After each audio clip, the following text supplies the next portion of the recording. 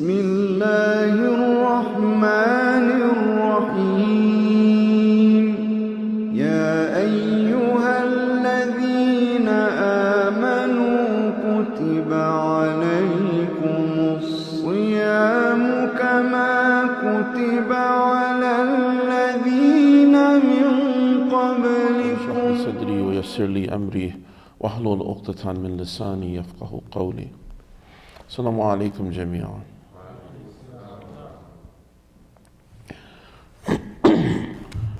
Inshallah, this Ramadan, outside of the nights of Qadr, the speeches that I will be giving will be about family, about how to build strong relationships within our families. I don't know if many of you recall, but we had a community building workshop here, I guess a couple of years ago. And we were talking about, and everyone was in the room, we were doing an exercise to try to understand what we need to be successful as a community. And there was a lot of different ideas and things like that. So this is a part of that. The family is a component of the community. Right? It's a small community, we can call it. And how things progress there, how we build there, is going to affect the other aspects of our lives as well. If we're more successful, if people are successful at home, it changes and affects how they're successful at work and community and so on and so forth. So inshallah, we'll focus on the topic of community and specifically the topic of family and family matters during this month, inshallah. Sallallahu ala Muhammad wa ala Muhammad.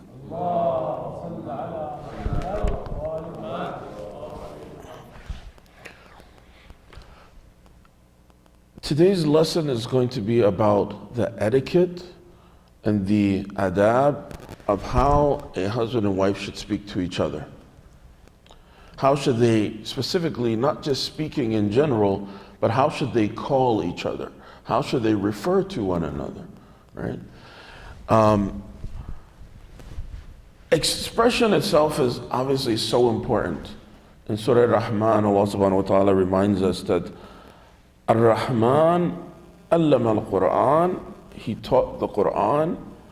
Khalaq al-Insan, He created man. Allamahul bayan, He taught him the mode of expression. Right? For human beings, this is one of the most important things for us to navigate the world. You know, in philosophy, there's an idea, there's a concept. It says, if you want to understand something, yu'raful ashya ba'adadaha. Understanding things by understanding the opposite of that thing, right? So if we want to understand how critical expression is and bayan, what do we have to understand? Remove this from our lives. Remove the ability to communicate. How difficult is it going to be? Challenging beyond measure. Right? For the average person, it would be extremely challenging.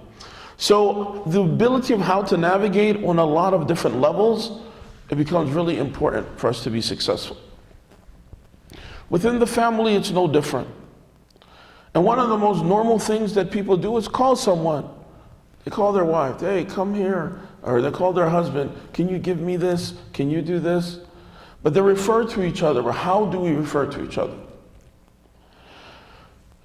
We learn from our ahadith that it's good to refer to someone by the words that they like, by the ways that they like to be referred to. A lot of times people, especially if they're early on in their married life, if they're young, they may not have any other titles. You know, they refer to each other, this person is Ali or Fatima or Muhammad or whatever their names are. And they refer to each other with these names, with the first names.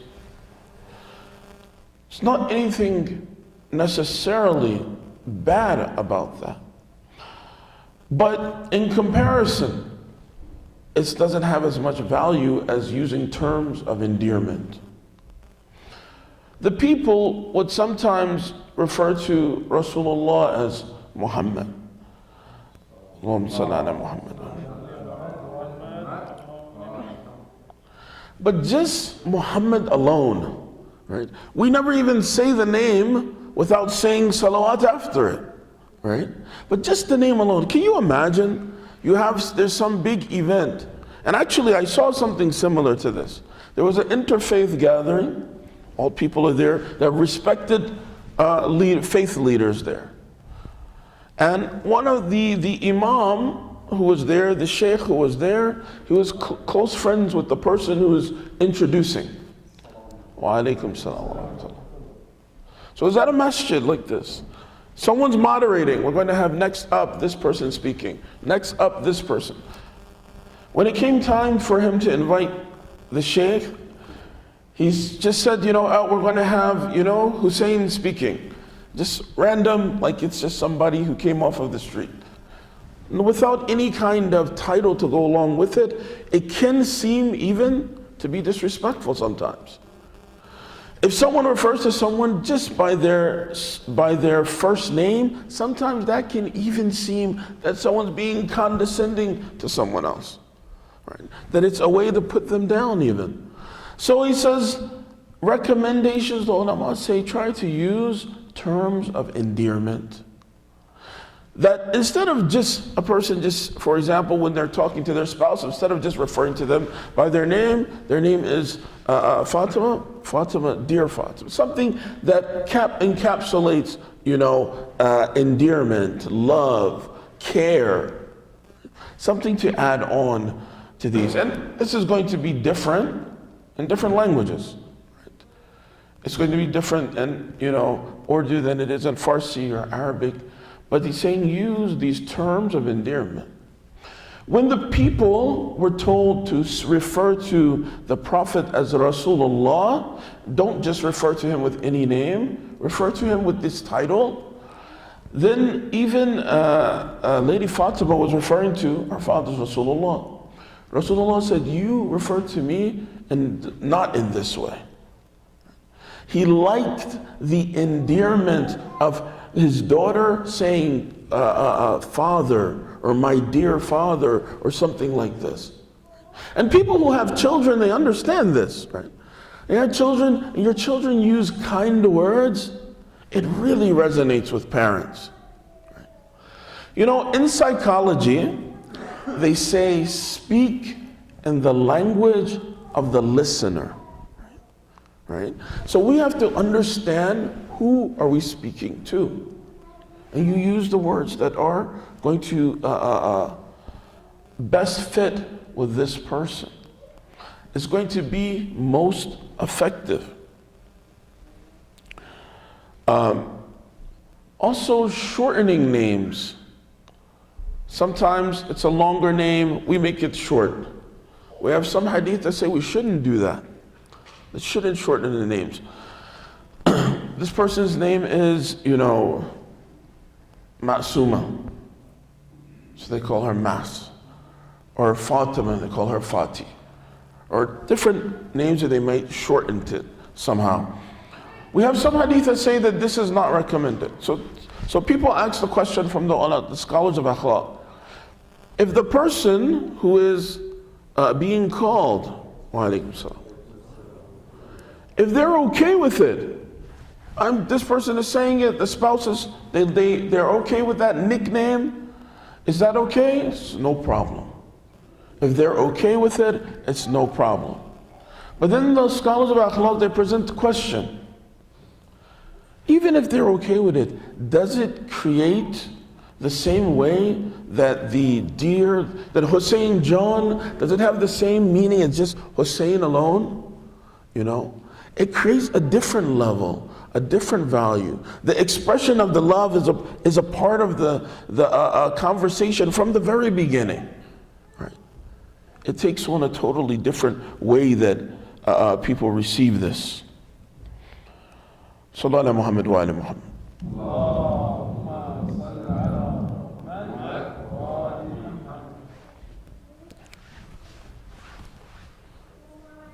قل لا أسألكم عليه أجرا إلا المودة في القربى.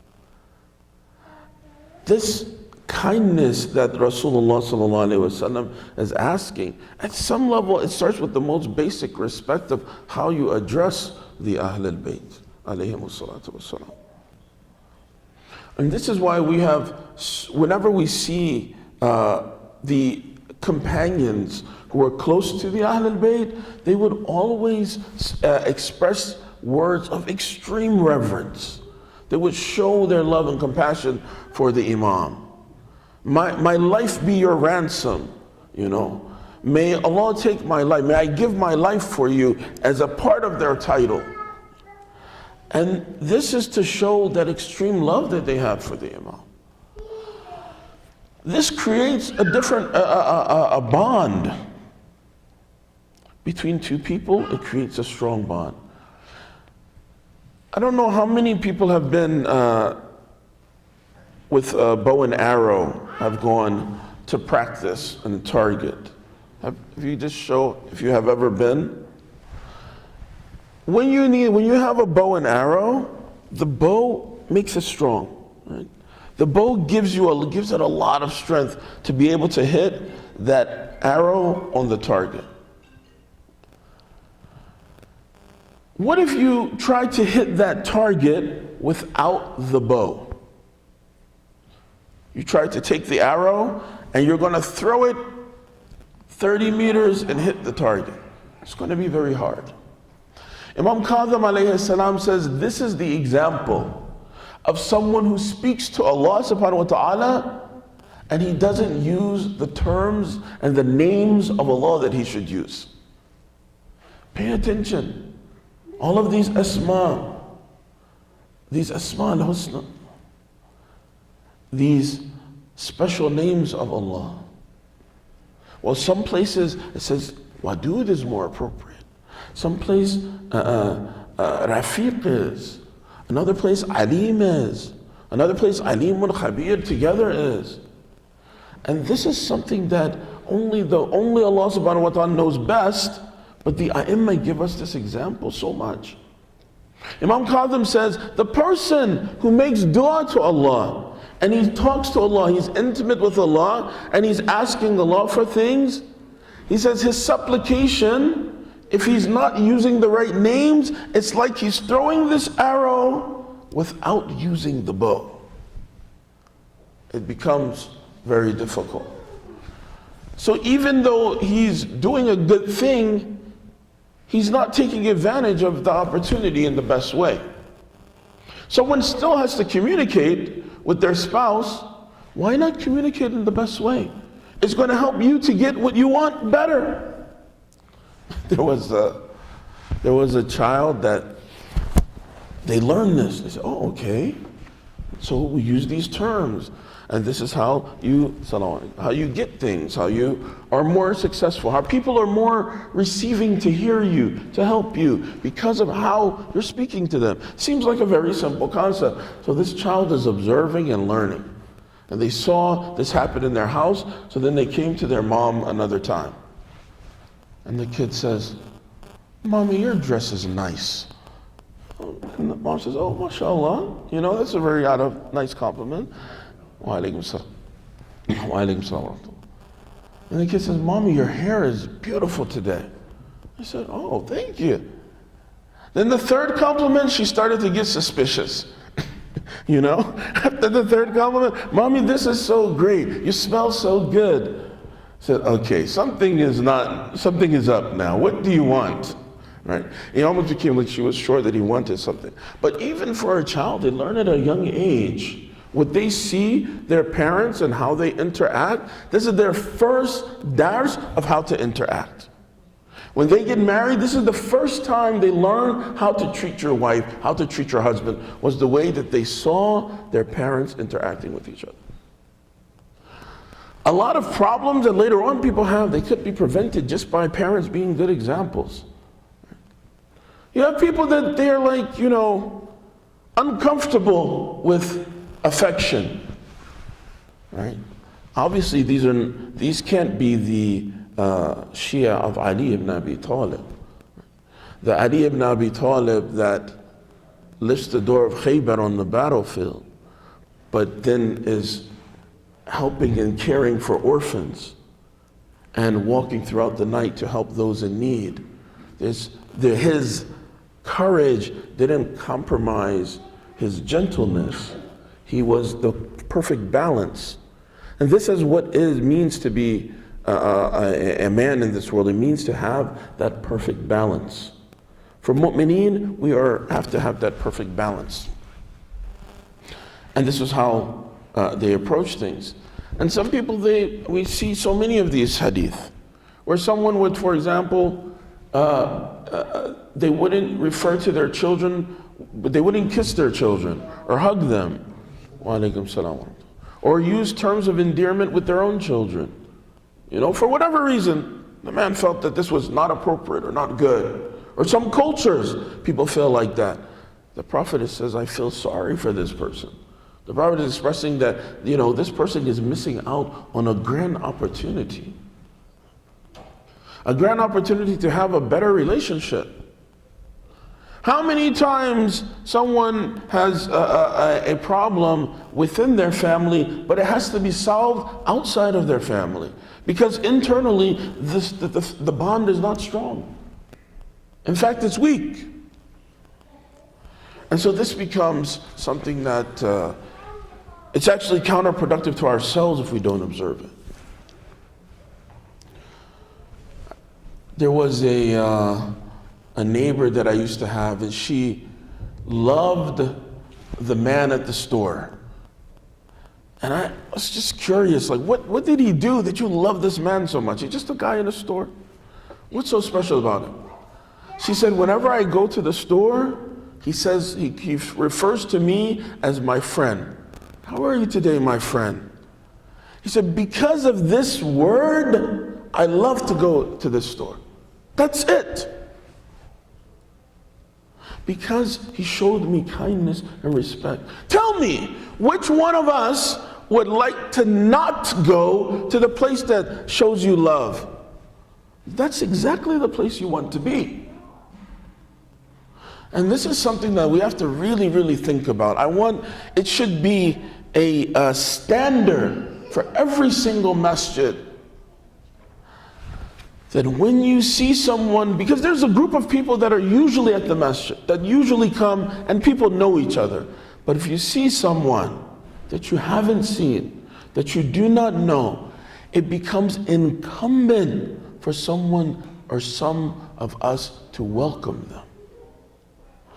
Do you have any idea how many people have gone to a masjid, a house of Allah, where the teachings of the Ahlul Bayt are, and left sad, broken, feeling like they never wanted to go there, of all places? This is so common. It's so common. How you treat people matters a lot. I know youth that are in the streets and in a bad life, but they feel like this is still not a place to be welcome to come. Which person does Allah subhanahu wa ta'ala not welcome that comes to him? You know, in fiqh of the punishments for theft, and obviously there's always within the punishments that have severe consequences, especially, it's very detailed. And there's certain things that a lot of criterion has to be met. And one of those rulings is that you cannot cut off a certain portion of the hand. Why? Because this person has to still be able to make sajda and pray to Allah. That even Allah in His consequences saying, I don't want this person to be so far pushed away that they cannot come to me. That door of rahmah is always open.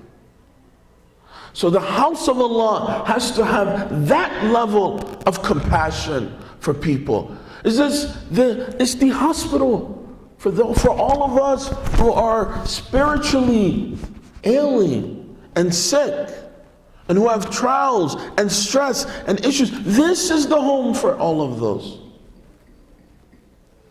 And that means that it becomes necessary to welcome.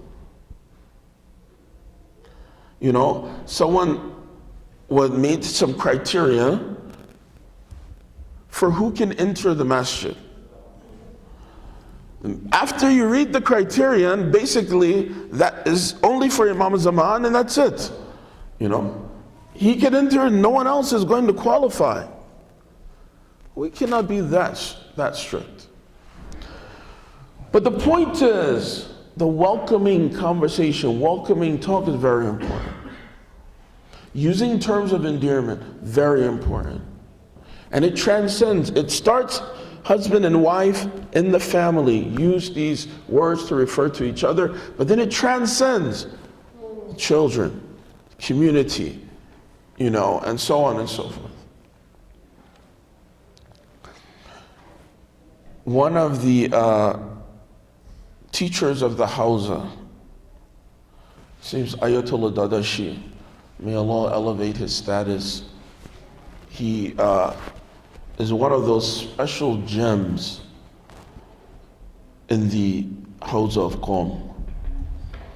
And he reminds me a lot of Ayatollah Bahjat, actually. And I remember that when I was introduced to him, I saw that every time I saw him, there were just people around him, always just gravitating towards him. Every single person, he had something nice to say. So why do you think people keep coming back? We want to be rude and disrespectful and say, why don't people come? Why don't someone talk to me? Nobody can talk to you, you know? So this is why it becomes very important to understand. And so he was known for this. And so I remember when I would go to see him, he would always say, how are you, Mirza? And I would say, oh, who's Mirza? It's a term to say that's used like prince or someone of royalty. And he would call me by this term. And I felt so special. Like, this great teacher is always referring to me in this way. It made it that much easier. I wanted to come and learn, but it made it that much more easier to do so. Why? Everyone wants to go a place where they're welcome. It's the most simple human emotion, to feel accepted, to feel welcome. Yet even, not just within our communities, within our families, we don't do this. If theoretically we understand it, it makes sense. We want to be on the receiving end of people being nice, but when it comes to how we address people, we may not have the same kind of fervor.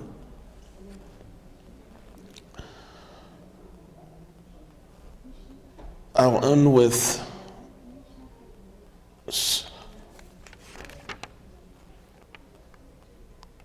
a couple more things, inshallah, we'll get done with this.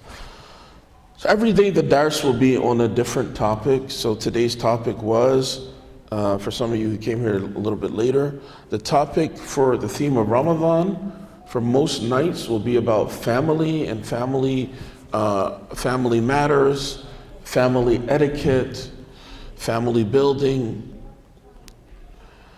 And today's topic tonight, we started about how do you call someone? How do you address someone? How should people address one another? How should a husband and wife address one another? What names should they use? What titles, and so on and so forth. Now, there's a hadith that mentions that from Rasulullah sallallahu alaihi wasallam.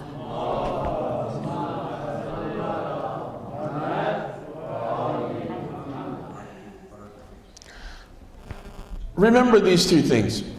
Most people, you do these things all the time anyway. But anyway, it's a good reminder. It's a good thing to remember.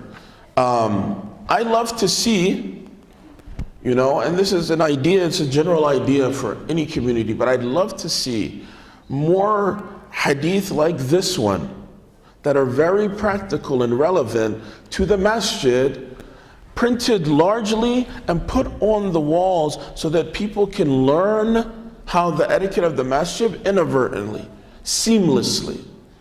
What is the hadith? It says that these three things, it creates the bond of friendship amongst Muslims. What is that? Number one, it says when you meet this person, you have a warm and welcoming face. You have a smile on your face when you see them. No one wants to be met with a grumpy face, with an angry face. You go the other way. Number two, when the person wants to sit next to you, the Prophet says you move to make space for them. They want to sit down, you move a little bit to make sure that there is room. You acknowledge them. You're making yourself available to be able to be next to them. And number three, it says call him by the name that they love the most. So when you see this person, you greet them warmly, you welcome them, you call them by the name that they're Habibi, whatever name. You call them by that name, you welcome them. You create even a deeper bond. This is something that is very basic and it makes sense with our intellect, with our aql. Everything in Islam is logical. Islam is intellectually, it's an intelligent way of life. This is what Islam is. We have an idea, ma hakama bihil aql, hakama bihil shara. Everything that the intellect, and when we say intellect, aql, think about the most pure, most powerful intelligence. Everything that intelligence understands or recognizes or rules in favor of, hakama bihil shara. The Islamic rulings are exactly going to be in accordance with that. They go hand in hand. It makes sense. Kinder to people, better results on every level and for everyone within the family. Sallallahu ala Muhammad wa ala Muhammad.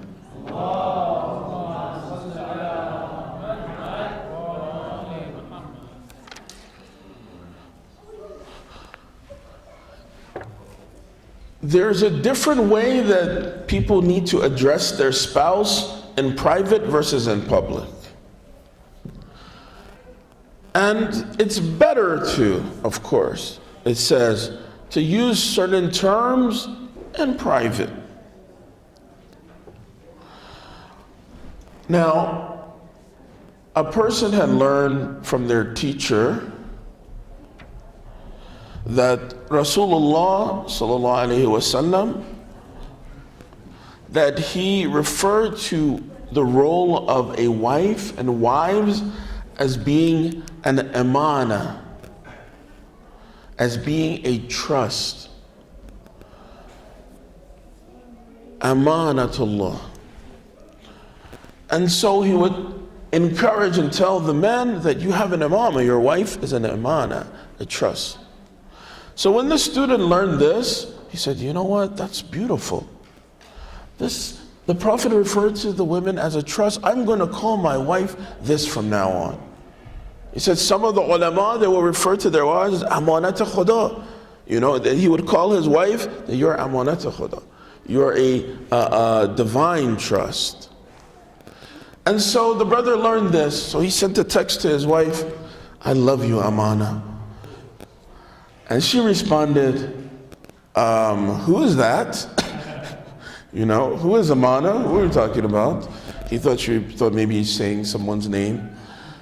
But it helped her to understand that even using a word like that, divine trust, king, my leader, these are metaphoric, but they're also very meaningful in creating that boundary and that relationship, inshallah. Wassalamu alaikum wa rahmatullahi wa barakatuh.